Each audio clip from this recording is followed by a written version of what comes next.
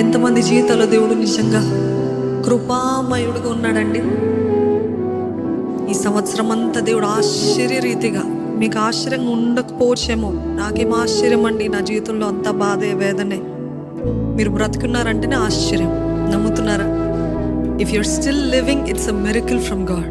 నా జీవితంలో ఎన్నో ఆశ్చర్యాలు చేస్తావు ప్రభు, ఈ సంవత్సరం అసలు ఉండకూడదు, కానీ దేవుడు నిలబెట్టాడు మిమ్మల్ని.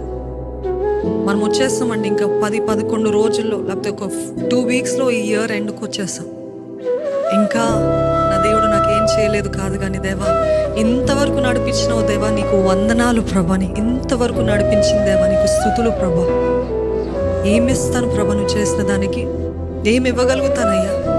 నా జీవితంలో నువ్వు నమ్మదగినది. ఎంతమంది జీవితంలో నమ్మదగిన దేవుడు ఉన్నాడు? చేతులు ఎత్తి హల్లెలూయా చెప్తారా అండి? హల్లెలూయా. లైవ్లో ఉన్నవారు మీరు చెప్పగలుగుతారా, నా దేవుడు ఈ సంవత్సరం అంతా నమ్మదగిన దేవుడు ఉన్నాడు అన్నవారు ఉన్నారా? అయితే మనం అందరము ఇందాక చెప్పినట్టు స్తుతి సింహాసనానికి కడదాం. Okay, let's build a throne of praise, a throne of thanksgiving unto God for all that he has done in our lives.